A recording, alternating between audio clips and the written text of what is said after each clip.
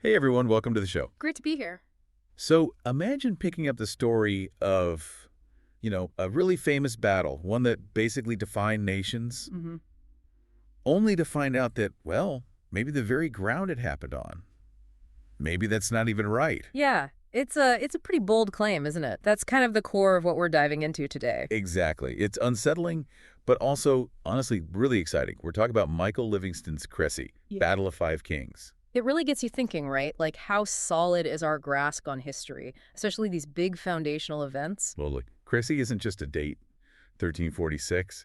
It's this huge story for England, for France. A cornerstone myth, almost. So questioning that foundation, yeah, that takes guts. Absolutely. So for anyone just tuning in, this book, Crécy, Battle of Five Kings, hmm it's definitely medieval military history. Oh yeah, deep in the weeds there. But it's got this amazing layer of historical detective work woven through it. That's the hook, I think.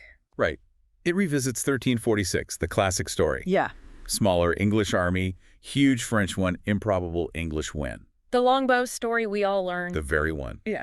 But Livingston, he kind of pulls the rug out. He uses rediscovered sources, modern tech even, Yeah, the mix is fascinating. to basically challenge what we've believed for centuries about this massive battle. And what I find really compelling is that it's not just him saying, oh, everyone was wrong. No, not at all. He builds this meticulous case piece by piece using evidence. It forces you to reconsider, not just dismiss. It's more nuanced. Exactly. Nuance is the perfect word. Okay, so thinking about what really stood out for me diving into Crécy with this book, first off, Wow. it's an incredible piece of historical detective work, seriously. He really goes digging, doesn't he? He does. He's not just repeating the same old stuff from the usual chronicles. He finds overlooked accounts, re-examines the actual ground. The landscape analysis is pretty cool. Isn't it? Using satellite imagery and stuff for a battle from the 1300s? I mean, Yeah. that's wild. It makes you realize how even sources we think are definitive can be, incomplete or Ugh. biased. Right. And by bringing in these other, maybe less famous voices, he paints a much richer picture. More complex. Definitely more complex, less black and white. And that complexity, that leads to the second thing I loved. Even though Crécy is famous, right? We've all heard of it. Yeah, basic history lesson stuff. The book gives it this immediacy. It feels urgent somehow Oh, so. through these really vivid descriptions. And using those perspectives from sources maybe not always highlighted, Yeah. you just get this raw sense of the chaos, the human side of it all. Right, the fear and the confusion, not just troop movement. Exactly. It's not just strategy diagrams. You almost feel like you're, well, not there, but closer to it than usual history books get you. Yeah, like that poem he uses, Collins de Beaumont's. Yes. That adds such an emotional layer, doesn't it? Beyond just the politics or the tactics. Totally. It grounds the grand narrative in individual experience. Okay, but on the other side, things that might be, let's say, a potential hurdle, Uh-huh. the sheer amount of detail. I mean, Livingston is thorough. That's putting it mildly. He leaves no stone unturned. Right. He lays out all his evidence step by step, which is great, for making his argument solid. Absolutely essential for the claim he's making. But it can feel a bit dense sometimes. You got to focus. True. It demands attention. But I'd say stick with it because Yeah. that detail, that's what makes his whole reinterpretation so convincing. Definitely. It's not a quick read, maybe, but the payoff for that investment in the detail is huge for understanding the argument. Yeah, couldn't agree more.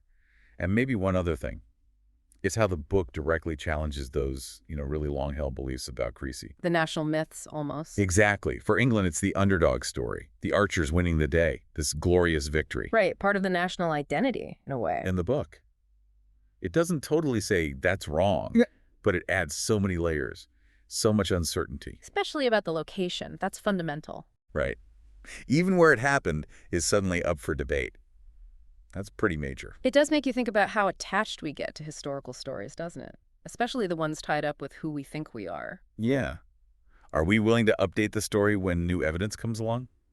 Or do we just cling to the familiar version? That's the big question it leaves you with, I think. So, all that said, rating time. Where do we land on Crécy, Battle of Five Kings?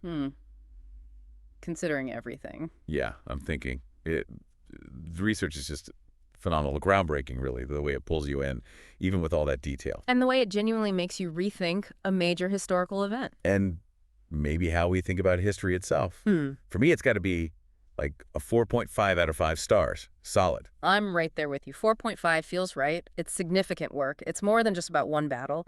It sparks that bigger thought process about the past. It really does. It sticks with you. It makes you look at historical accounts maybe a bit more critically afterwards. Definitely a book that lingers. Okay, then, let's start wrapping up this deep dive. Sounds good. If this whole exploration into, the hidden truths or the complexities of Crécy and Michael Livingston's amazing work, if that grabbed you. Which, how could it not?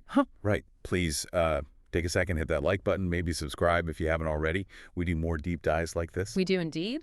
And we've put an Amazon link for Crécy, Battle of Five Kings, down in the description. So if you want to check out the book yourself, it's right there. Highly recommend it if this conversation sparked your interest. We'd also love to hear from you all. What was the most, surprising thing you heard today? Or your favorite bit? Yeah, drop a comment below. Let us know what stood out. We actually do read them. We do. Let's get a discussion going about Crécy, about how history gets written, rewritten, all that good stuff. Keep the conversation rolling. All right. Thanks so much for joining us on this deep dive, everyone. Yeah, thanks for listening.